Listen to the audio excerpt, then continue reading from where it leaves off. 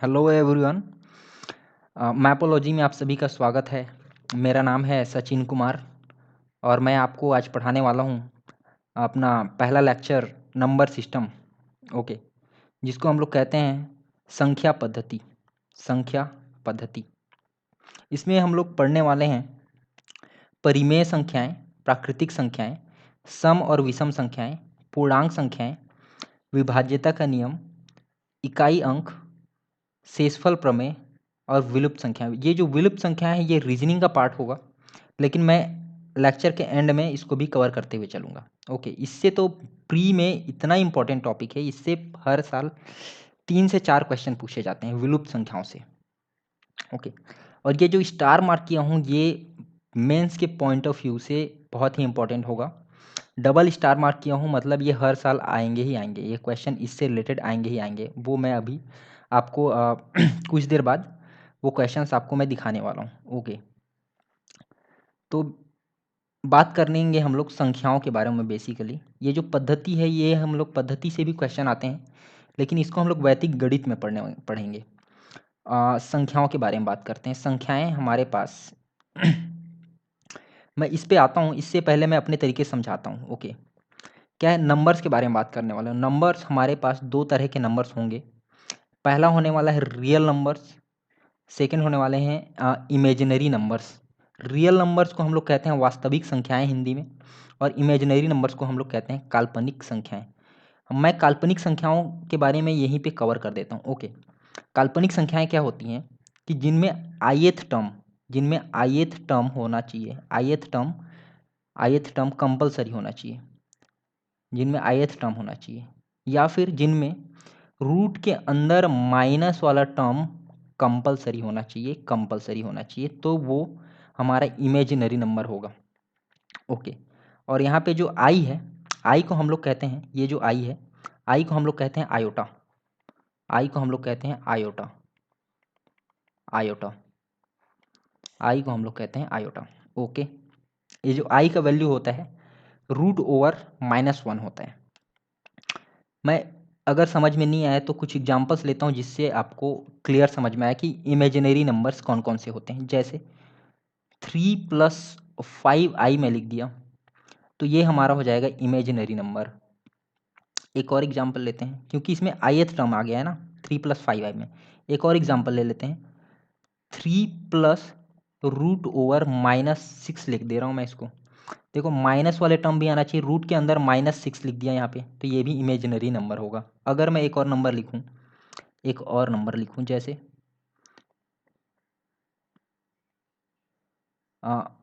5+4√/-1 लिख दिया तो ये भी हमारा इमेजिनरी नंबर होगा। इसको और मैं अगर लिखना चाहूँ तो 5+4i लिख सकता हूँ, क्योंकि आई का वैल्यू हमारा होता है -√/-1। तो ये हो गया हमारा इमेजिनरी नंबर्स के बारे में, काल्पनिक संख्याओं के बारे में। बस इतनी सी बात से हमारा काल्पनिक संख्याएं खत्म। ये हमारा उतना इम्पोर्टेंट रोल प्ले नहीं करते हैं एग्जाम्स में, लेकिन नॉलेज होना चाहिए काल्पनिक संख्याएं किसे कहते हैं। हम लोग मूव करते हैं अपने मेन टॉपिक पे, जो कि होंगे क्या, काल्पनिक संख्याएं, real numbers. Okay, real numbers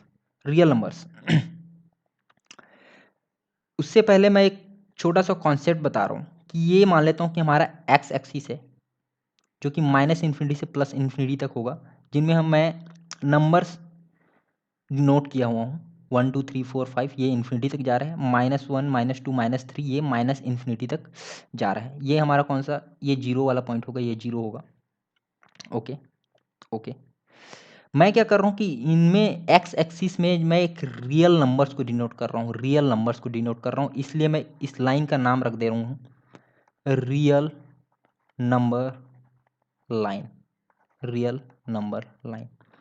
और मैं ये जो वाई एक्सिस है, -∞ से +∞ तक, वाई एक्सिस में मैं क्या देख रहा हूँ कि ith टर्म है, ith टर्म, इसलिए मैं इस लाइन को, इमेजिनरी नंबर्स हैं चूंकि इस वाई एक्सिस में इमेजिनरी नंबर्स हैं, इसलिए मैं इसे इमेजिनरी नंबर लाइन कह सकता हूँ। बस थोड़ा सा टाइम चाहिए, आप देखेंगे कि आपके सारे क्वेश्चंस बन जाने वाले हैं, प्रीवियस ईयर के जितने भी क्वेश्चन आए हुए हैं। ओके, ये हो गया हमारा real number line, imaginary number line. आगे बढ़ते हैं, आगे बढ़ते हैं। देखो ये मैं एक रियल नंबर लाइन बनाया हुआ हूँ, ये क्या है, रियल नंबर लाइन बनाया हुआ हूँ मैं, रियल नंबर लाइन। मैं क्या करने वाला हूँ कि मैं पढ़ाने वाला हूँ इनके बारे में, इनके बारे में वन बाय वन, लेकिन मैं इन्हीं को समझाने के लिए, इन सभी को समझाने के लिए मैं अपना खुद का एक कॉन्सेप्ट मतलब डेवलप किया हूँ। पहले उनको समझ लें तो वो सारी चीज़ें समझ में आ जाएंगी वहाँ पे। ओके, मैं क्या कर रहा हूँ कि माइनस इन्फिनिटी से प्लस इन्फिनिटी तक नंबर ले लिया, ये हमारा जीरो है यहाँ पे, जीरो 1 2 3 4 5 6 अप टू इन्फिनिटी तक। सिमिलरली यहाँ पे -1 -2 -3 अप टू कहाँ तक, माइनस इन्फिनिटी तक। ओके, अगर मैं बात करूँ एक से आगे तक की संख्याओं के बारे में, एक से आगे, ये हमारा एक होगा, यहाँ पे एक होगा, एक से आगे तक की संख्याएं लूंगा, कहाँ तक, इन्फिनिटी तक लूंगा, तो ये संख्याएं हमारा क्या कहलाएगा, इन संख्याओं को हम लोग कहते हैं नेचुरल नंबर्स, प्राकृतिक संख्याएं, प्राकृतिक संख्याएं। ओके, ये हो गया प्राकृतिक संख्याएं। कहाँ से स्टार्ट होंगी, एक से स्टार्ट होंगी, 1 2 3 4 5 6 7 8, कहाँ तक, इन्फिनिटी तक की संख्याओं को प्राकृतिक संख्याएं कहते हैं। ओके, अगर वो कोई नंबर जीरो से स्टार्ट होगा, इस नंबर लाइन में अगर देखूं तो वो जीरो से अगर नंबर स्टार्ट होगा, जीरो से, तो जीरो से कहाँ तक, इन्फिनिटी तक की संख्याओं को हम लोग कहेंगे होल नंबर्स या फिर पूर्ण संख्याएं। इनमें होता है पूर्ण संख्याएं, कहाँ से स्टार्ट होंगी, ये जीरो से स्टार्ट होंगी और प्लस इन्फिनिटी तक जाएंगे। और बात करते हैं हम लोग, आगे बढ़ते हैं। देखो नंबर्स बढ़ रहे हैं ना, प्राकृतिक संख्या सबसे छोटा होगा जो कि एक से स्टार्ट होगा, फिर पूर्ण संख्या की बात करूं तो जीरो से स्टार्ट होगा, प्राकृतिक संख्या से जस्ट बड़ा, और उससे भी बड़ा होगा एक जो कि माइनस इन्फिनिटी से प्लस इन्फिनिटी तक होगा। इन नंबर्स को हम लोग कहते हैं पूर्णांक। क्या कहते हैं, पूर्णांक।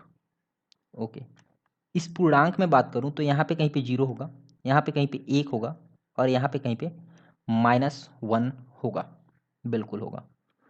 ये जीरो हो गया, ये -1 हो गया, और ये सॉरी ये -1 नहीं होगा ना, +1 होगा, ये 1 होगा, और ये होगा -1।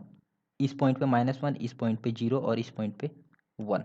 ओके, पूर्णांक कहाँ से कहाँ तक होते हैं, माइनस इन्फिनिटी से प्लस इन्फिनिटी तक की संख्याओं को हम लोग पूर्णांक कहते हैं। और एक से स्टार्ट होकर प्लस इन्फिनिटी तक अगर वो नंबर जा रहे होंगे, एक से स्टार्ट होकर, तो इससे हम कहेंगे धनात्मक पूर्णांक या पॉजिटिव इंटीजर्स, धनात्मक पूर्णांक। अगर मैं ध्यान से देखूं तो क्या प्राकृतिक संख्याएं ही धनात्मक पूर्णांक होती हैं, बिल्कुल होती हैं। प्राकृतिक संख्याएं ही धनात्मक पूर्णांक होती हैं, बिल्कुल होती हैं। ओके, अगर मैं बात करूं -1 के पीछे जाऊं, -1 के पीछे कहाँ तक, माइनस इन्फिनिटी तक जाऊं, तो ये हो जाएगा हमारा नेगेटिव इंटीजर्स या फिर ऋणात्मक पूर्णांक। ओके ओके ओके, सर आपने माइनस इन्फिनिटी के पीछे तक की बात कर ली और 1 से आगे तक की बात कर ली, इन्फिनिटी तक। ओके, लेकिन ये जीरो रह गया है, जीरो। तो जीरो क्या होगा, जीरो सिर्फ एक पूर्णांक होगा। ये देखो यहाँ पे जीरो आ रहा है पूर्णांक वाले लाइन में, जीरो सिर्फ एक पूर्णांक होगा। ये जो है तो ना तो ऋणात्मक पूर्णांक होगा और ना ही धनात्मक पूर्णांक होगा। जीरो के बारे में ये चीज़ आप नोट कर सकते हैं। ओके, जीरो के बारे में बात होगी। आगे बढ़ते हैं, आगे बढ़ते हैं। एक और लाइन होता है हमारा, एक और लाइन होता है जो कि माइनस इन्फिनिटी से प्लस इन्फिनिटी तक वेरी करता है। ओके ओके, ये होता है हमारा परिमेय संख्याएं। बहुत ही आराम से समझना, बहुत ही मस्त मस्त बात बताऊंगा। ओके, परिमेय संख्याएं क्या होती है, परिमेय संख्याएं वे संख्याएं जिसे हम p/q के रूप में लिख सकते हैं जहां पे q is not equal to zero होता है। q जीरो नहीं हो सकता है। क्यू जीरो हो गया, मान लेता हूँ कि क्यू जीरो हो गया, तो पी बाई क्यू में, क्यू क्या है, क्यू को मैं जीरो लिख दे रहा हूँ, चलो जीरो, तो ये वैल्यू हो जाएगा इन्फिनिटी, और इन्फिनिटी जो है तो अपरिभाषित होता है। इन्फिनिटी अपरिभाषित है, अपरिभाषित होता है। यहाँ पे मैं समझा रहा हूँ, जगह कम है। ओके, इन्फिनिटी जो है तो अपरिभाषित होता है। ओके, और परिमेय संख्याओं, क्या पी को मैं जीरो लिख सकता हूँ? पी को जीरो कर लिख सकता हूँ, बिल्कुल लिख सकता हूँ। पी, ऐसा कोई कंडीशन नहीं है परिमेय संख्याओं में। पी को अगर मैं जीरो करता हूँ, जीरो बट्टे अगर क्यू करूँ, तो ये वैल्यू होगा जीरो। और जीरो एक, जीरो एक इस लाइन में देखो वेरी कर रहा है, जीरो इस लाइन में आ रहा है, जीरो इस लाइन में आ रहा है। क्यू बस जीरो नहीं होना चाहिए। चलो कुछ एग्जाम्पल्स की बात करता हूँ मैं, एग्जाम्पल्स की बात करता हूँ, परिमेय संख्याओं के कुछ एग्जाम्पल्स की बात करता हूँ। जैसे मैं लिख दिया 2/3 लिख दिया, ये देखो पी बाई क्यू के फॉर्म में लिखा गया। और मैं ले लेता हूँ 22/7 ले लिया, 22/7 ले लिया। और ले लेता हूँ 5/1 ले लेता हूँ। देखो 5/1 जो है, तो इसको मैं डायरेक्टली क्या 5 लिख सकता हूँ? बिल्कुल लिख सकता हूँ। और ये एक पूर्णांक है, ये एक पूर्णांक होगा। यहाँ पे देखो, यहाँ पे ये 5 है, 5 जो है तो यहाँ पे आ रहा होगा और पूर्णांक लाइन में आ रहा होगा। पूर्णांक के साथ साथ वो परिमेय संख्या भी होगा, बिल्कुल होगा। और कुछ एग्जाम्पल्स ले लेते हैं। एक और एग्जाम्पल ले लेता हूँ, जैसे 5/6 ले लेता हूँ। ओके, चलिए, ये तो हो गए हमारे परिमेय संख्याओं के बारे में। बात करते हैं हम लोग अपरिमेय संख्याओं के बारे में। अपरिमेय संख्याएं,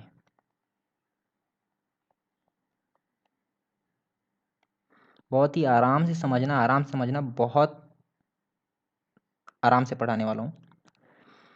एक सिंगल लेक्चर आपके लिए बहुत, ये जो लेक्चर होगा बहुत ही इंपॉर्टेंट होने वाला है। आप शुरू से लेके आधा घंटा, आधा घंटा आप देख लिए तो आपको लगेगा कि नहीं, मतलब पूरा देखने पे मजबूर हो जाओगे, आप मजबूर हो जाओगे। बस इतनी सी बात है। ओके, परिमेय संख्याएं, वे संख्याएं जिन्हें हम पी बाई क्यू के रूप में नहीं लिख सकते हैं, वो पी बाई क्यू के रूप में नहीं लिख सकते हैं।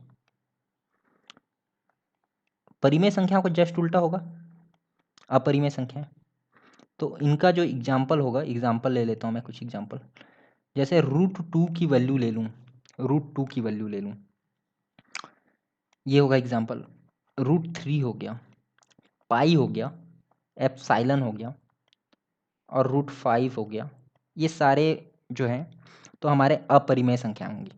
देखो परिमेय संख्याएं जो है, पूर्णांक की अगर बात कर रहा हूँ तो हमेशा वो पूर्णांक रहेगा। जैसे यहाँ पे 2 आ रहा होगा, यहाँ पे 3 आ रहा होगा, यहाँ पे 4 आ रहा होगा। यहाँ पे चलो इस लाइन में ले लेता हूँ पूर्णांक में, यहाँ पे 2 आ रहा होगा, ये तो 1 है, ये 3 आ रहा होगा, यहाँ पे 4 आ रहा होगा, यहाँ पे 5 आ रहा होगा, यहाँ पे 6 आ रहा होगा। लेकिन परिमेय संख्याओं दोनों में अंतर समझाने की कोशिश कर रहा हूँ, पूर्णांक और परिमेय संख्याओं में।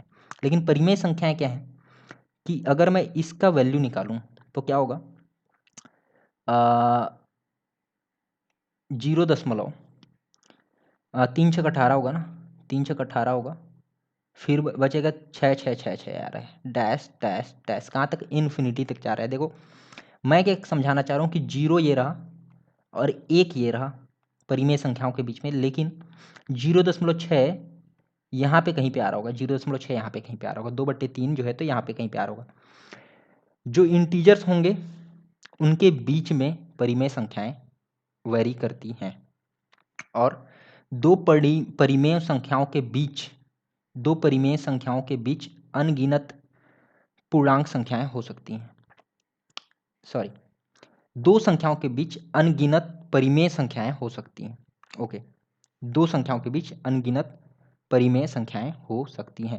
अगर इसके बारे में, इसके बारे में आपको थोड़ा सा और नॉलेज चाहिए तो क्वेश्चन पे जब आएंगे तो वो अच्छे समझ में आ जाएगा। ओके, 22/7 का वैल्यू कितना होता है? 22/7 का वैल्यू होता है 3.14। अगर मैं इसको सॉल्व करूँगा तो, और ये 5 का वैल्यू तो 5 यहाँ पे मैं लिख चुका हूँ, और 5/6 का वैल्यू होगा 0.7, 7×48 होता है, बच गया 2, और 6×18 3, फिर बच जाएगा 2, ये वेरी कर रहा है 3 3 3 डैश डैश डैश, कहाँ तक? इन्फिनिटी तक जा रहा है ये नंबर।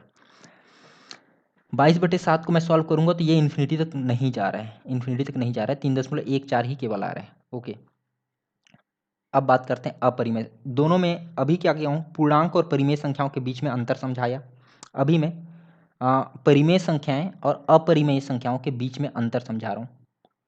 माइनस इन्फिनिटी, पहला अंतर तो ये है कि ये जो है तो p/q के रूप में होता है, और अपरिमेय संख्या जो है तो रूट के अंदर वैल्यूज होते हैं अपरिमेय संख्याओं में।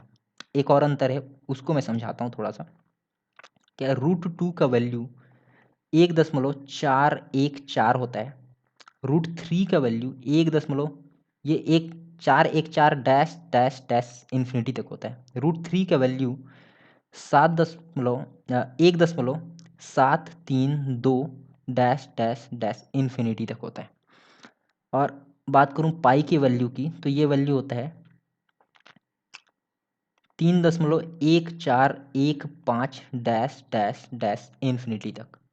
अगर एप्सिलॉन की एक्सपोनेंशियल की बात करूं, एप्सिलॉन नहीं है, एक्सपोनेंशियल की बात करूं, तो ये वैल्यू होता है सॉरी सॉरी, चलो, क्या एक्सपोनेंशियल की वैल्यू की बात करूं तो 2 आई थिंक 716 होता है, 716,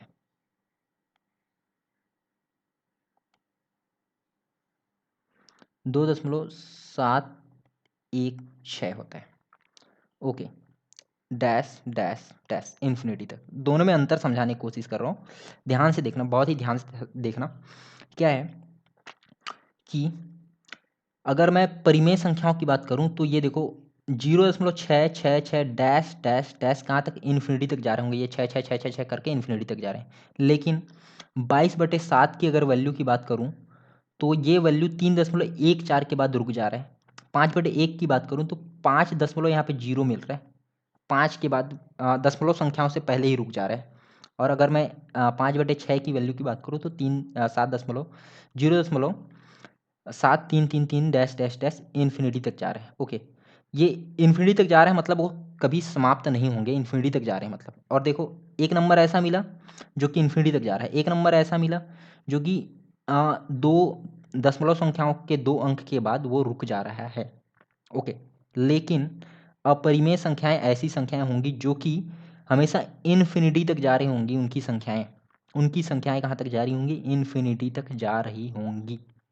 और ये तो ये दूसरा हो गया, दूसरा डिफरेंस हो गया। तीसरा डिफरेंस की अगर बात करूं तो इसको मैं देख सकता हूँ, ये वाले वैल्यू की बात कर रहा हूँ मैं, कलर चेंज करके समझाता हूँ, ये वाले वैल्यू की बात कर रहा हूँ, ये वाला वैल्यू। इस वैल्यू को मैं लिख सकता हूँ 0.73 का बार। ओके, 7 3 का बार। या फिर ये देख सकते हो कि ये जो 3 3 3 3 रिपीट कर रही हैं संख्याएं, 3 3 3 3 रिपीट कर रही हैं संख्याएं, लेकिन अपरिमेय संख्याओं में ऐसा बिल्कुल नहीं होगा। संख्याएं रैंडमली होंगी, रैंडम होंगी, दशमलव के बाद संख्याएं रैंडम होंगी। हमारा एक क्वेश्चन भी होगा, ये जो है तो 0.73 के ऊपर बार लगा हुआ है, इससे रिलेटेड एक क्वेश्चन होगा जो कि बहुत ही इंपॉर्टेंट होगा। इसको बोल रहा होगा क्वेश्चन कि 0.73 के बार को परिमेय संख्याओं में बदलिए। ये मेंस का बहुत ही इंपॉर्टेंट क्वेश्चन है, बहुत ही इंपॉर्टेंट क्वेश्चन है, ये मैं कराऊंगा कुछ देर बाद। ओके, ये तो हो गया हमारे कुछ नंबर्स के बारे में। कौन कौन से हो गए? प्राकृतिक संख्याएं जो कि 1 से स्टार्ट होकर इन्फिनिटी तक जा रही हैं, पूर्ण संख्याएं जो कि 0 से स्टार्ट होकर इन्फिनिटी तक जा रही हैं, प्राकृतिक संख्याओं से जस्ट बड़ा होगा, और उससे बड़ा होगा क्या? पूर्णांक। पूर्णांक कहाँ से? माइनस इन्फिनिटी से प्लस इन्फिनिटी तक जा रहा है। पूर्णांक से भी बड़ा क्या होगा? परिमेय संख्याएं। ओके, जो वो भी माइनस इन्फिनिटी से प्लस इन्फिनिटी तक जा रहा होगा, बस अंतर यह है कि परिमेय संख्याओं में दशमलव संख्याएं भी हो सकती हैं, पूर्णांक में तो हमेशा पूर्ण अंक ही होगा, पूर्ण अंक होगा। ओके, तो और अपरिमेय संख्याएं, इन सभी संख्याओं से थोड़ा सा अलग रहता है, ये भी दशमलव संख्याएं होती हैं। ओके, एक और डिफरेंस की बात करता हूँ, चलो। बहुत ही ज़बरदस्त बात बताने वाला हूँ, ध्यान से देखना। वो ये है कि कभी पूछ देगा कि जो पाई का वैल्यू है, पाई का वैल्यू है, पाई का वैल्यू अगर 3.1415 डैश डैश डैश इन्फिनिटी दिया होगा तो ही वो एक अपरिमेय संख्या होगा। ओके। और ये पाई का वैल्यू क्या, मैं जानता हूँ कि पाई का वैल्यू 22/7 भी होता है, 22/7 भी होता है, बिल्कुल जानता हूँ। और 22/7 क्या P/Q है, P/Q है, और P/Q क्या होता है, परिमेय संख्या होता है। तो पाई का वैल्यू अगर 22/7 दिया होगा जिसका वैल्यू 3.14 होता है तो ये हमारा एक परिमेय संख्या होगा। दोनों में अंतर बता चुका हूँ कि ये जो दशमलव के बाद जो संख्याएं होंगी वो इन्फिनिटी तक जा रही होंगी, और परिमेय संख्याओं में ऐसा नहीं होगा, वो दशमलव के कुछ अंकों के बाद वो रुक जाएंगी। ओके ओके ओके ओके, ख़त्म। बस इतनी सी बात से आपका ये जो टॉपिक है, ये जो चीज़ें हैं समझाना था, ये सारी बातें मैं समझा चुका। क्या है कि काल्पनिक संख्याएं, देखो ये वेन डायग्राम है ना, एक्चुअल में ये वेन डायग्राम है। ओके, देखो काल्पनिक संख्याएं दो तरह की होती हैं। एक संख्या होता है वास्तविक संख्या, और दूसरा होता है काल्पनिक संख्या। काल्पनिक संख्याओं को इस डब्बे से बाहर रख दिए, क्योंकि ये मैं बता चुका हूँ कि ये वाई एक्सिस में होती हैं, और एक्स एक्सिस में जो नंबर्स होते हैं वो इस डब्बे के अंदर बना हुआ है। ओके, मैं बता चुका हूँ कि सबसे छोटी संख्या क्या होती है, प्राकृतिक संख्याएं होंगी। सबसे छोटी संख्याओं का जो समुच्चय होगा, समुच्चय बोलते हैं इसको, संख्याओं का जो समुच्चय होगा सबसे छोटा प्राकृतिक संख्याओं का होगा, जो कि 1 से स्टार्ट होकर इन्फिनिटी तक जा रही होंगी। उसके बाद उससे बड़ा समुच्चय होगा किसका, पूर्णांक का, सॉरी पूर्ण संख्याओं का, जो कहाँ से स्टार्ट होंगी, 0 से स्टार्ट होंगी, साथ में उसमें 1 2 3 4 5 6 इन्फिनिटी भी होगा। ओके, और उससे बड़ा क्या होगा, पूर्णांक होगा। कहाँ से स्टार्ट होगा, माइनस इन्फिनिटी देख सकते हो, -3 -2 -1 0 1 2 3 4 5 इन्फिनिटी तक। तो यहाँ से लेके यहाँ तक पूर्णांक संख्याएं हो गई। बात करते हैं हम लोग परिमेय संख्याओं के बारे में। तो बहुत ही आराम से बात किया हूँ परिमेय संख्याओं के बारे में। आप देख सकते हो 22/7 यहाँ पे आ गया है, P/Q। और ये 2.3 का बार लगा हुआ है, इसके बारे में बता चुका हूँ। सिमिलरली क्या मैं 7.5656 लिखा हुआ है, तो 5 6 लिखा हुआ है, तो इसके ऊपर मैं इसी चीज़ को 7.56 दोनों में बार लगा होगा, क्योंकि ये संख्याएं रिपीट कर रही हैं। ओके, और अपरिमेय संख्याएं तो अलग होती हैं, इसलिए इनको बाहर रखा गया है। सबसे बड़ी संख्या क्या होगी, परिमेय संख्याएं, वास्तविक संख्याओं के अंदर की बात कर रहा हूँ। देखो क्या इन सभी पॉइंट्स से मैं एक कंक्लूजन पे पहुंच सकता हूँ कि जो सबसे बड़ा नंबर होगा वो क्या होगा, रियल नंबर होगा, वास्तविक संख्याओं की। ये देखो वास्तविक संख्याओं, रियल नंबर्स। और उससे जस्ट छोटा होगा क्या, रैशनल नंबर, परिमेय संख्याएं। उससे जस्ट छोटा होगा इंटीजर्स, पूर्णांक संख्याएं। और उससे जस्ट छोटा होगा क्या, होल नंबर्स, पूर्ण संख्याएं। और उससे भी छोटा होगा, सबसे छोटा होगा क्या, नेचुरल नंबर्स, प्राकृतिक संख्याएं। सेम बात को मैं यहाँ पे लिखा हूँ। ओके, और इन सभी से अलग होता है, अलग समुच्चय होता है एक अपरिमेय संख्याओं का। तो रैशनल नंबर बड़ा होगा, फिर इर्रेशनल नंबर होगा। अगर इर्रेशनल नंबर इस ग्रुप में, इस लाइन में कहीं पे आ जाता है तो वो जो है तो हमारा रॉन्ग हो जाएगा, अगर क्वेश्चन में ऐसा पूछ दिया तो। ओके ओके, बहुत सारी बातें बता चुका, बहुत सारी बातें बता चुका। इतने से आपका अप्रोक्स कह सकते हैं कि आपका चैप्टर जो है तो हर एक क्वेश्चन में आपका कमांड बढ़ चुका है। सिर्फ इतनी सी बात से, सिर्फ इतनी सी बात से हर एक क्वेश्चन में आपका कमांड आ चुका है। और भी कुछ संख्याएं होती हैं, मैं 1 बाय 1 उनके बारे में बात करता हूँ। ओके, प्राकृतिक संख्या के बारे में बात कर चुका, पूर्ण संख्याओं के बारे में बात कर चुका, और पूर्णांक संख्याओं के बारे में बात कर चुका, परिमेय संख्याओं के बारे में बात कर चुका, अपरिमेय संख्याओं के बारे में बात कर चुका। वास्तविक संख्याएं ये अंदर होंगी, वास्तविक संख्या, काल्पनिक संख्याओं की बात कर चुका। वास्तविक संख्याओं के बारे में भी बेसिकली बात कर ही चुका। बच गई हमारी सम संख्याएं। सम संख्याएं, देखो वे संख्याएं जो 2 से पूर्णतः विभाजित हो जाएं।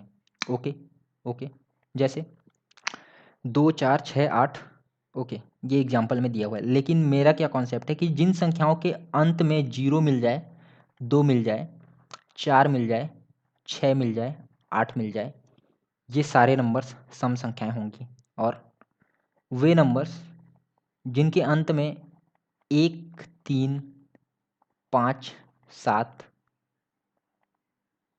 9 मिल जाए, वे सारे विषम संख्याएं होंगी। यहाँ पे लिखा हुआ है 2 से पूर्णतः विभाजित न हो तो वो विषम संख्याएं होंगी।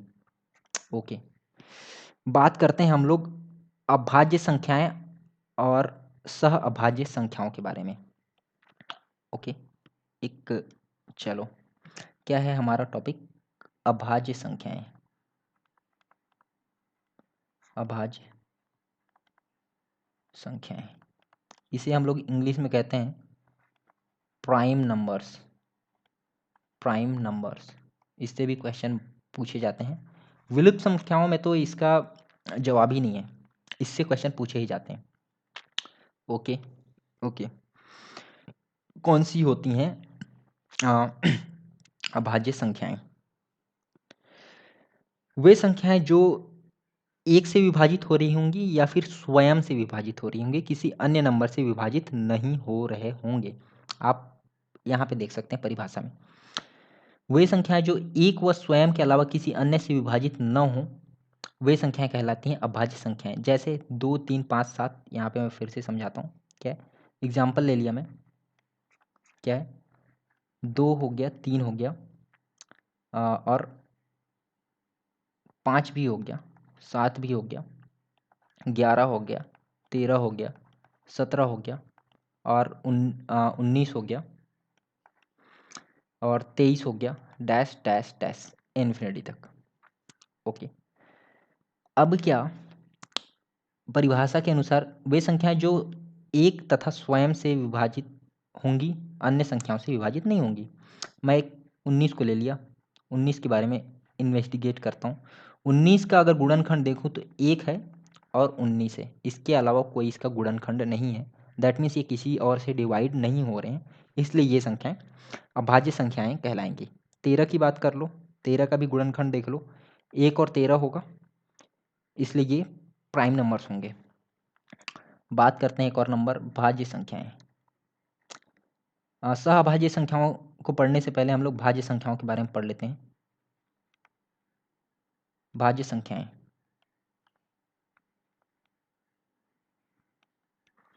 Composite numbers.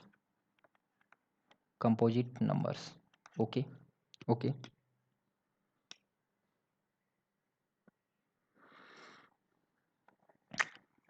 कंपोजिट नंबर्स वे संख्याएं जो भाज्य हो जाएंगी, अभाज्य का जस्ट उल्टा। जैसे 4 हो गया, और 6 हो गया, 8 हो गया, 9 हो गया, 10 हो गया, 12 हो गया, 14 हो गया। क्या कहना चाह रहा हूँ, देखो 4 की अगर बात करूँ, 4 की बात करूँ तो 4 के गुणनखंड कौन कौन से हैं? 1 है, 2 है, 3 है, और 4 भी है। इससे पहले मैं 3 को नहीं लिया, 2 को नहीं लिया, क्योंकि वो अभाज्य संख्याएं हैं। 4 से स्टार्ट होती हैं हमारी भाज्य संख्याएं, 4 से स्टार्ट होती हैं। ये देखो भाज्य संख्याएं 4 से स्टार्ट होती हैं।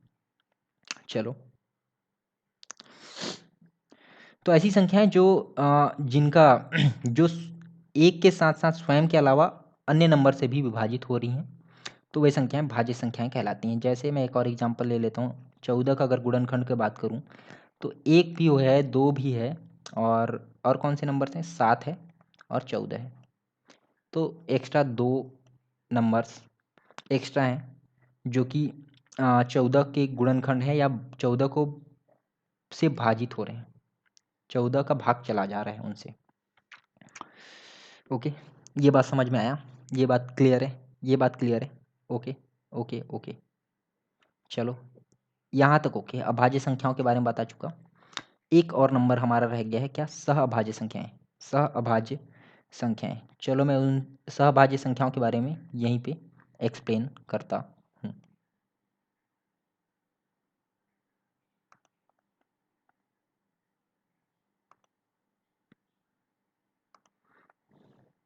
सहभाज्य संख्याओं के बारे में देखो क्या है कि संख्याओं का ऐसा युग्म जिसमें एक के अलावा कोई अन्य उभयनिष्ठ गुणनखंड ना हो। ओके, ये बात समझ में आया। देखो क्या बोल रहा है कि एक के अलावा कोई उभयनिष्ठ गुणनखंड। देखो 15 की बात करूं, 15 का जो गुणनखंड है, 15 के गुणनखंड की बात कर रहा हूँ, तो 15 का जो गुणनखंड है, 15 के गुणनखंड की बात कर रहा हूँ, तो 1 है, 3 है, 5 है और क्या है, 15 है डायरेक्ट। और 20 के गुणनखंड की बात करूँ, सेकेंड ये 20 की बात कर रहा हूँ, तो 20 की बात करूँ तो है 1 है, 2 है, 5 है और 10 है। ये एक्चुअल में ये रॉन्ग एग्जाम्पल आ गया, यहाँ पे रॉन्ग एग्जाम्पल आ गया, क्योंकि ये देखो 1 भी इसका गुणनखंड है, 5 भी गुणनखंड है, लेकिन क्वेश्चन क्या कह रहा है कि संख्याओं का इसका डेफिनेशन क्या कह रहा है कि संख्याओं का ऐसा युग्म जिसमें एक के अलावा कोई अन्य उभयनिष्ठ गुणनखंड ना हो। देखो 1 भी है, 5 भी है, 2 मिल गए, 2 मिल गए, 1 के अलावा कह रहा है, ये डेफिनेशन। बात करते हैं हम लोग, ये वाला एग्जाम्पल परफेक्ट है शायद, ये एग्जाम्पल एकदम बिल्कुल परफेक्ट है। अगर 4 के गुणनखंड की बात करूँ तो 4 का गुणनखंड होता है 1, 2 और 4। 9 के गुणनखंड की बात करूँ तो इसका गुणनखंड है 1, 3 और 9। आप देख सकते हैं कि एक ही केवल ऐसा गुणनखंड है 4 और 9 के युग्म में जो कि उभयनिष्ठ है। ओके, इसलिए ये एग्जाम्पल बिल्कुल सही है। ये एग्जाम्पल थोड़ा सा बाई मिस्टेक आ गया था, ये मेरे को पहले से पता था, लेकिन मैं इसको हटाया नहीं क्योंकि आपको क्लियर समझा सकूं। ओके, 1, 5 भी देख सकते हैं कि एक तो एक का गुणनखंड तो एक ही होता है और 5 का गुणनखंड 1 और 5 होता है। दैट मीन्स ये भी 1 और 5 भी क्या होंगे, सहअभाज्य संख्या होंगी। और भी एग्जाम्पल्स लिख देता हूँ चलो, जैसे 3 हो गया और 11 हो गया, 3 और 11 हो गया। और एग्जाम्पल ले लेते हैं, 6 हो गया और एक और नंबर ले लेता हूँ मैं, 6 तो 2 से हो जाएगा, एक और ले लेते हैं क्या, चलो मैं 11 ही ले लेता हूँ, चलो ओके 11 ही ले लेते हैं। ओके ओके ओके, तो डेफिनेशन तो क्लियर है, एग्जांपल्स का मतलब कोई रोल नहीं है, ये सारे एग्जांपल्स देख सकते हैं आप। ओके, ये सारे एग्जांपल्स देख सकते हैं आप। तो ये नंबर सिस्टम से रिलेटेड हम लोग बहुत सारी बातें कर चुके हैं। ओके ओके, ये अभाज्य संख्याएं, भाज्य संख्याएं, numbers, real numbers, imaginary numbers का ये मैं के बारे में बता चुका। बढ़ते हैं हम लोग क्वेश्चंस की तरफ। चैप्टर का थ्योरी खत्म, हम लोग बढ़ते हैं क्या, क्वेश्चंस की तरफ। ये बता चुका। देखो एक और देखो क्वेश्चन लेके आता हूँ, पहले क्वेश्चन दिखाता हूँ आपको, कि पहले इस क्वेश्चन को सॉल्व करते हैं। ये क्वेश्चन सॉल्व कर देंगे तो वो ऑटोमेटिकली सॉल्व हो चुका होगा। देखो क्या बोल रहा है कि ये तो एक्चुअल में परिमेय संख्या है। -2/7 और 14/5 के गुणनफल से -2/7 और 5/14 के गुणनफल को के योगफल को घटाइए, फिर से पढ़ रहा हूँ। क्वेश्चन है -2/7 और -14/5 के गुणनफल से -2/7 और 5/14 के योगफल को घटाइए, प्राप्त उत्तर को मिश्रित भिन्न में लिखिए। ओके ओके, क्या है ये परिमेय संख्याओं का क्वेश्चन है या नहीं? बिल्कुल है, क्योंकि ये देखो आप परिमेय संख्याएं देख सकते हैं, p/q है। ओके, तो जस्ट इसी से रिलेटेड मैं यहाँ पे कुछ कॉन्सेप्ट लेके आया हूँ कि अगर दो परिमेय संख्याओं का मैं योग लेके आया हूँ। यहाँ पे देखो, ये दो परिमेय संख्याओं का योग है, ये भी रैशनल नंबर है, ये भी रैशनल नंबर है, Rn लिख दे रहा हूँ, Rn रैशनल नंबर परिमेय संख्या है, उनका योग करता हूँ मैं यहाँ पे। p/q धन x/y लिखा हुआ है, तो ऐसे केस में हम लोग क्या करेंगे कि या तो पहला तरीका होता है कि एलसीएम निकालेंगे, या फिर हम लोग क्या करते हैं क्रॉस मल्टीप्लिकेशन करते हैं। चलो मैं क्रॉस मल्टीप्लिकेशन आपको यहाँ पे सिखा देता हूँ। क्या कि अगर मैं 2/3 धन 5/6 लिखता हूँ, तो पहला तरीका ये है कि एलसीएम से हम लोग 3/6 का एलसीएम निकालेंगे। तो यहाँ पे 2 मिल रहा है, ये 3 वहीं का वहीं, और यहाँ पे 3 मिल जाएगा तो 3 मिल जाएगा, और यहाँ पे 1 1 इसका एलसीएम हो जाएगा क्या 6। और इसको मैं जोड़ सकता हूँ कि नीचे में 6 आ जाएगा, नीचे में क्या आ जाएगा 6 आ जाएगा।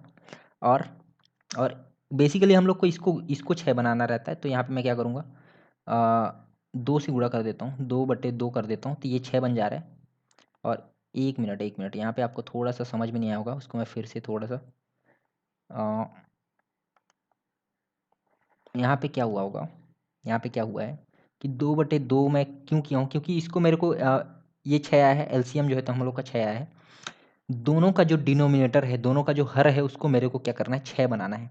तो अब ये क्या हो गया कि 4/6 मिल गया, ये धन 5/6 मिल गया। दोनों के हर बराबर होंगे तो उनका योग होगा कैसे,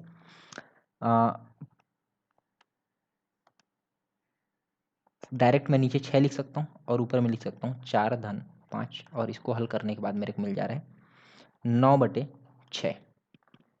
ओके, ये हो गया हमारा फर्स्ट मेथड, योग करने का एलसीएम के द्वारा। एक और मेथड बता रहा हूँ आपको, एक और मेथड बता रहा हूँ जो कि होगा क्रॉस मल्टीप्लिकेशन से। क्रॉस मल्टीप्लिकेशन से, क्रॉस मल्टीप्लिकेशन से थोड़ा सा इजी हो जाता है सॉल्यूशन। देखो क्या करना है हम लोग को, करना ये है कि ये जो 3 है इसका गुणा इससे कर लेना है, 6 का गुणा 2 से कर लेना है, और इन दोनों का आपस में गुणा कर लेना है और लिख लेना है। जैसे क्या किया मैं कि पहले इसका गुणा करते हैं। देखो बात एक ही है, 3 का गुणा 5 से करें या 6 का गुणा 2 से करें, तो मैं 6 का गुणा 2 से पहले कर देता हूँ। चलो 6 दूनी 12 हो गया, धन का चिन्ह है धन लगा दिया, 5 हो गया। और 5 का गुणा किससे करना है, 3 से करना है, नीचे वाले से। 5 तिया हो गया 15, और नीचे में हो जाएगा 6 तिया 18। और इसको मैं लिख सकता हूँ क्या, 12 दूनी 24, और 3 हो जाएगा 27/18, 27/18। इससे पहले हमारा आंसर क्या आ रहा था उस टाइम, सॉल्व किए थे तो 6 नीचे आया था, और ऊपर में 4 धन 5 आया था, मतलब कि 9/6 आया था। इसको सॉल्व करके देखते हैं, 3 से क्या मैं डिवाइड कर सकता हूँ इसको, 6 तिया 18, इसकी दिस इज इक्वल टू लिख सकता हूँ 6 तिया 18 और 9 तिया 27। बिल्कुल सही है, बिल्कुल सही है, सेम वैल्यू आ गया, सेम वैल्यू आ गया, 9/6 आ गया। हालांकि ये और डिवाइड मतलब और सिंप्लीफाई होगा, लेकिन इससे पहले जो आया था उसको मिलाने के लिए मैं यहाँ पे ऐसा कुछ किया हूँ। ओके, सेम चीज़ यहाँ पे लिखा हुआ है कि p/q माइनस x/y लिखा हुआ है। तो उस केस में क्या होगा, उस केस में क्या होगा कि ये जो है, तो ये जो नंबर है ये माइनस हो जाएगा, यहाँ पे माइनस हो जाएगा, और यहाँ पे वैल्यू मिल रहा होगा क्या, इसको मैं फर्दर अगर सिंप्लीफाई करूँ तो -3/18 मिल रहा है, 3/18 मिल रहा है। एलसीएम लेके आप सॉल्व कर सकते हैं। ये जो है तो हम लोग क्या किए हैं, कुछ नहीं किया हूँ, y का मल्टीप्लिकेशन किससे किया, p से किया, q का मल्टीप्लिकेशन किससे किया, x से किया, माइनस साइन वहीं रहने दिया, और नीचे में क्या किया, इन दोनों का मल्टीप्लाई कर दिया। देखो P Y minus X Q divide by Q into Y लिख दिया, that's it, cross multiplication. Okay, ये दोनों प्लस परिमेय संख्याओं का योग करना सिखा लिया, माइनस करना सिखा दिया। अब बात करते हैं हम लोग गुणा करने के बारे में बात करते हैं, और भाग देने के बारे में बात करते हैं। देखो गुणा करना है तो p इंटू एक्स डायरेक्ट करेंगे और q इंटू वाई डायरेक्ट कर देंगे, लेकिन डिवाइड करना है तो उस केस में हम लोग क्या करेंगे कि इसको मैं अगर फिर से अगर मैं देखूँ दूसरे एग्जांपल के थ्रू समझाऊँ, क्या है कि 1/2/3/4 लिखा हुआ है, 3/4 लिखा हुआ है। ये सेम चीज़ को मैं क्या लिख सकता हूँ, 1/2 गुणित 4/3 लिख सकता हूँ, और आपस में गुणा करूँगा तो मेरे को मिल जाएगा 4/6 मिल जाएगा। कहने का मतलब ये है कि p इंटू वाई कर लेना है, और क्यू इंटू एक्स कर लेना है। ओके ओके, बस इतनी सी बात है, बस इतनी सी बात है, हमारा क्वेश्चन सॉल्व हो चुका है। देखो क्या बोल रहा है क्वेश्चन कि -2/7 और 14/5 के गुणनफल से गुणनफल से इस योगफल को घटाना है। इसका गुणा किया और क्या करना है, घटाना किसको है, इसके योग को -2/7 धन 5/14 किया। सही लिखा हुआ है, बिल्कुल सही लिखा हुआ है। देखो पहले क्या बोला कि इन दोनों को गुणा करो, इन दोनों को गुणा करने बोला, फिर इन दोनों को योगफल करने बोला और इन दोनों को इससे इससे माइनस करने बोला है, बीच में माइनस साइन लगा दिया। ओके, यहाँ पे मैं बता चुका हूँ कि क्या लिखा हुआ है कि लिख सकता हूँ -14×2 = 28 होता है, अब 5 से 35 होता है। यहाँ पे मैं डिवाइड भी कर सकता हूँ, 7 का 2 से 7×2 = 14 होता है, यहाँ पे डिवाइड भी कर सकता हूँ, लेकिन चलो 1/1 लिखते हैं। और क्या लिखा हुआ है, इसको क्या करना है, योग करना है, इसका योग करना है। अगर मैं ध्यान से देखूँ तो क्या मैं इसको 2 से गुणा करूँगा, यहाँ पे 2 से दोनों तरफ अगर मैं गुणा करता हूँ तो इसका क्या जो हर है वो भी 14 हो जाएगा क्या। अब मैं लिख सकता हूँ इसको अंदर में -4/14 धन 5/14 बिल्कुल लिख सकता हूँ। फिर से अगर मैं फर्दर इसको सिंप्लीफाई करूँ तो ये देखो यहाँ पे पहले कर चुका है ना, ये मिल जाएगा 7×2 = 14, दैट मीन्स ऊपर में क्या मिल रहा है, -4/5 मिल रहा है। और क्या है, यहाँ पे इसका वैल्यू हम लोग का आ चुका है, इसका वैल्यू आ चुका है। और यहाँ पे क्या है कि 14 नीचे में तो आ ही चुका है, साथ में -4 धन 5 लिखा हुआ है। इसको अगर मैं फर्दर सिंप्लीफाई करूँ तो इसको क्या लिख सकता हूँ, -4/5 माइनस 1/14 लिखाएगा। अब क्या है, -4/5 माइनस 1/14। ओके, अब सिर्फ माइनस करना बचा है, हम लोग का आंसर आ चुका होगा। ये देख सकते हो, ये मेंस में आया हुआ क्वेश्चन है, मेंस में आया हुआ क्वेश्चन है, मेंस में आया। इस तरह के क्वेश्चन हमेशा मेंस में पूछे जाते हैं जिनके ऑप्शंस नहीं होते हैं। अब क्या करना है कि यहाँ पे मैं क्रॉस मल्टीप्लिकेशन करूँगा। ओके ओके ओके ओके, क्या कर रहा हूँ कि 14 को गुणा में, एक जस्ट सेकेंड, 14 को गुणा मैं किससे कर रहा हूँ, -4 से किया। 14 चौको 56 होता है, -56। और यहाँ पे ऑलरेडी माइनस साइन लगा हुआ है तो माइनस लगा दिया, और 5 का गुणा किससे किया, 1 से, तो यहाँ पे 5 मिल गया, डिवाइड बाय इन दोनों का आपस में गुणा करना है, यहाँ पे आ जाएगा 70। फर्दर मैं इसको सिंप्लीफाई करूँगा तो क्या मिल रहा है, -61 डिवाइड बाई 70 मिल रहा है। ये हमारा आंसर हो जाएगा, ये हमारा आंसर हो जाएगा। तो बता चुका हूँ कि परिमेय संख्याओं से सबसे ज़्यादा क्वेश्चन पूछे जाते हैं। अब क्या है कि सेकंड क्वेश्चन ले लेते हैं। यदि a और b परिमेय संख्याएं हैं तथा a धन b √7 is equal to 3 + √7 divide by 3 - √7, तो a और b का मान ज्ञात करना है हम लोग को, a और b का वैल्यू हम लोग को बताना है। ये बेसिकली इसको सिंप्लीफिकेशन जो हमारा एक और चैप्टर है उसमें पढ़ सकते थे, लेकिन क्या किया है, क्या हुआ है कि यहाँ पे यूज़ किया है क्या, परिमेय संख्याओं का वर्ड यूज़ किया है। ए और बी क्या है, परिमेय संख्याएं हैं, ठीक है, परिमेय संख्याएं हैं, दैट मीन्स वो नंबर्स क्या होंगे, p/q के रूप में होंगे, p/q के रूप में होंगे। ए का वैल्यू भी p/q के रूप में होगा और बी का वैल्यू भी p/q के रूप में होगा, एक फीलिंग डेवलप हो सके, इसलिए मैं इस क्वेश्चन को यहाँ पे लेके आया हूँ। ये चाहते हम लोग तो कहाँ पे सॉल्व कर सकते थे इसको, सिंप्लीफिकेशन में भी इस क्वेश्चन को ले सकता था। ओके ओके, कुछ नहीं करना है, ए और बी का वैल्यू निकालना है, ए और बी का वैल्यू निकालना है। ओके, तो सेम क्वेश्चन मैं यहीं पे सॉल्व करता हूँ। चलो क्या करना है, ए और बी का वैल्यू निकालना है। सॉल्यूशन करते हैं, क्या गिवन है, गिवन है A plus B root 7 is equal to 3 plus root 7 minus 3 minus root 7, 3 minus root 7।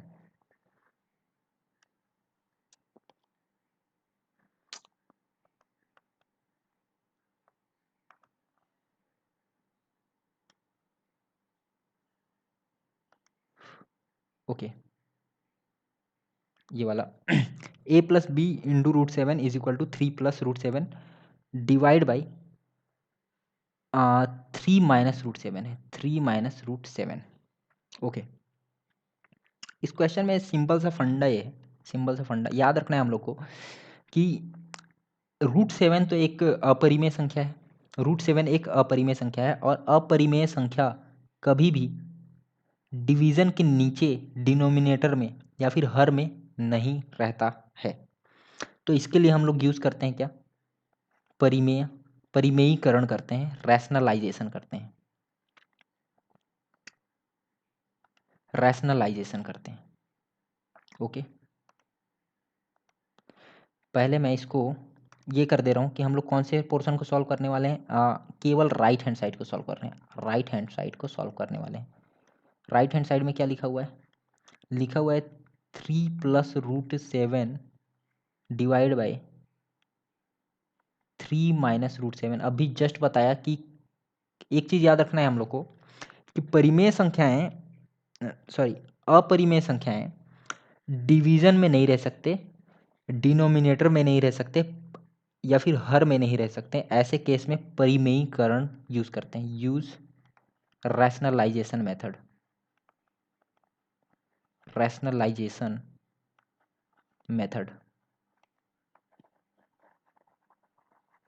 Okay, परिमेयीकरण करते हैं। परिमेयीकरण करने की कैसे करते हैं, हम लोग क्या कर देते हैं कि 3 धन वर्गमूल 7 बटे 3 माइनस वर्गमूल 7 का गुणा करते हैं। किससे हम लोग गुणा करते हैं, ये 3 धन रूट 7 बटे 3 धन रूट 7। करना कुछ नहीं है, करना कुछ नहीं, परिमेयीकरण का सिंपल सा मेथड है, वो ये है कि ये जो डिनोमिनेटर में है, डिनोमिनेटर में या हर में जो संख्या लिखा हुआ है, वो संख्या अगर एक अपरिमेय संख्या है, वो संख्या अगर एक अपरिमेय संख्या है तो हम लोग वो सेम संख्या को लिख देते हैं, सेम संख्या को आ, अंश और हर में गुणा करते हैं। बस अंतर इतना होगा कि ये जो साइन है, अगर ये प्लस होगा तो यहाँ पे माइनस हो जाएगा और ये अगर माइनस है तो यहाँ पे मैं प्लस किया हूँ। बस इतना सा, इतनी सी बात है, इतनी सी चीज़ें याद रखनी है। ओके, तो आगे इसको सॉल्व करते हैं। क्या लिखा हुआ है कि 3 धन रूट 7 लिखा हुआ है, 3 धन रूट 7 लिखा हुआ है। सिंप्लीफिकेशन का मैं बता चुका हूँ, सिंप्लीफिकेशन का क्वेश्चन इसमें, मतलब सिंप्लीफिकेशन में ये सारी चीज़ें हम लोग डिटेल में पढ़ेंगे, लेकिन फिर भी यहाँ पे हल्का सा मैं सिखा रहा हूँ सॉल्व करने के लिए।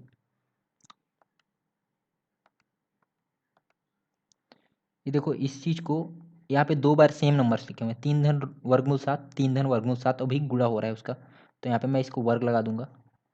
और एक फार्मूला होता है हमारे पास, ए माइनस बी,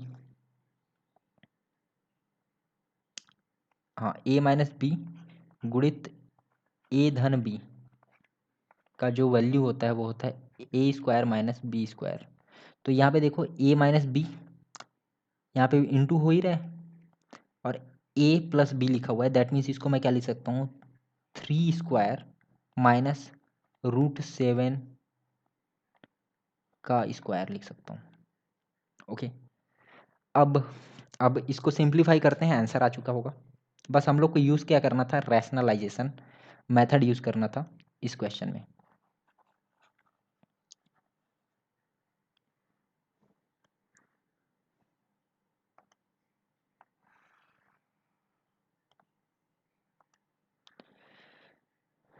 चलो आगे सॉल्व करते हैं इसको। क्या है कि एक और फार्मूला होता है, ए धन बी का अगर वर्ग हो तो, ये सिंप्लीफिकेशन में हम लोग डिटेल में पढ़ेंगे इसके बारे में, अगला चैप्टर है हमारा नंबर सिस्टम के जस्ट बाद। तो इसको मैं लिख सकता हूँ ए स्क्वायर धन बी स्क्वायर प्लस 2ab लिख सकता हूँ। तो सेम वही वैल्यू, सेम इसी चीज़ को, इस चीज़ को मैं पहले एक जगह में इस वैल्यू देखो क्या है, इसको मैं a बोल दे रहा हूँ और इसको मैं b बोल दे रहा हूँ। a धन b का होल स्क्वायर रखा हुआ है, a धन b का होल स्क्वायर। तो पहले a स्क्वायर लिखा मैं 3 का स्क्वायर धन b का स्क्वायर मतलब √7 का स्क्वायर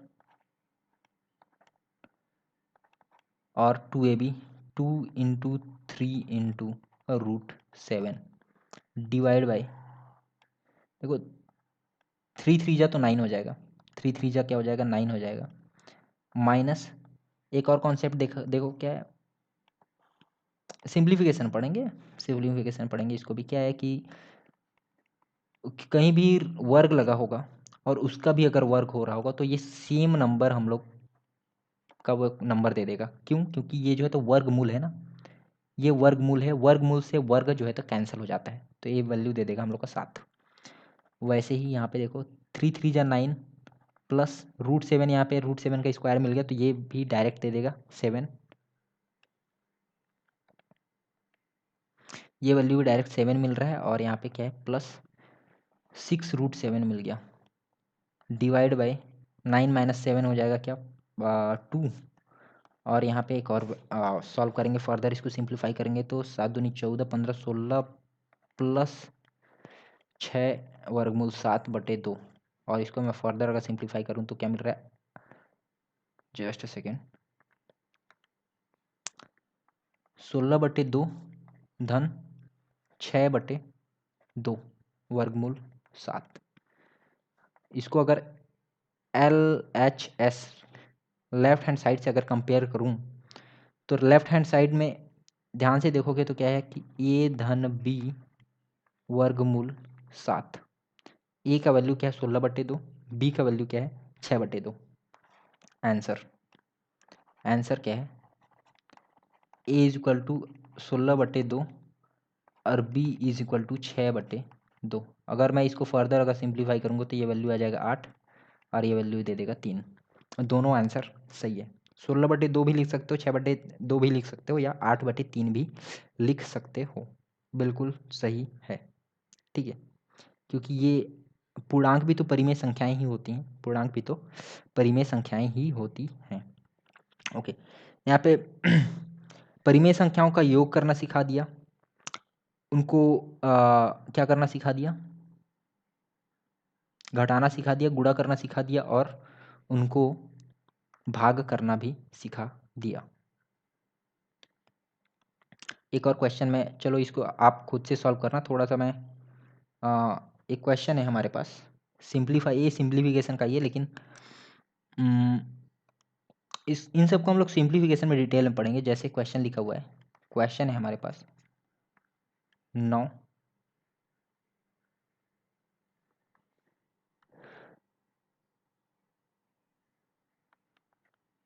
1 4 माइनस 3 5 6। ये देखो, ये क्वेश्चन को थोड़ा सा ध्यान दोगे तो इस क्वेश्चन में हम लोग का जो सॉल्यूशन था उसको मिश्रित अंश में लिखना था, जो कि मैं भूल गया था। तो मिश्रित अंश इसको बोलते हैं। इस तरह का जो सिंप्लीफिकेशन होता है, सिंप्लीफिकेशन करने के बाद ये जो वैल्यू होता है ये कुछ नहीं है। देखो इसको मैं लिख सकता हूँ 9 धन 1/54 लिख सकता हूँ, माइनस 3 धन 5/6 लिख सकता हूँ। ये मिश्रित अंश हो गया। मिश्रित अंश एक्चुअल में ऊपर वाला है, ये जो तो मिश्रित अंश ये है, लेकिन इसी चीज़ को ये 3 से ही 5/6 बोलते हैं, तो उसी चीज़ को मैं 3 धन 5/6 लिख सकता हूँ, 3 धन 5/6 लिख सकता हूँ। और 9 से ही 1/54 लिखा हुआ है तो उसी चीज़ को मैं 9 धन 1/54 लिख सकता हूँ। तो वही था वहाँ पे। इससे पहले इसका क्या आंसर आया था भूल गया हूँ, तो आप देख लेना कि उसको मिश्रित अंश में लिख लेना है। ओके, तो इसको आप खुद से सॉल्व करें, इसको आप होमवर्क दे रहा हूँ। ये भी एक परिमेय संख्या ही है। देखो इसको, ये परिमेय संख्या मिल गया ना, इसको सिंप्लीफाई करेंगे तो भी एक परिमेय संख्या ही देगा। इसको आप सिंप्लीफाई करना, आ, कैसे गुणा करना है, कैसे क्रॉस मल्टीप्लिकेशन करके हम लोग को कैसे जोड़ना है संख्याओं को, कैसे फिर घटाना है, इसके बारे में मैं बता चुका हूँ। ओके, क्योंकि क्वेश्चन मेरे पास बहुत सारे क्वेश्चन है, 25 पेज है, 25 पेज है, तो बहुत लंबा टाइम हो जाएगा, इसलिए मैं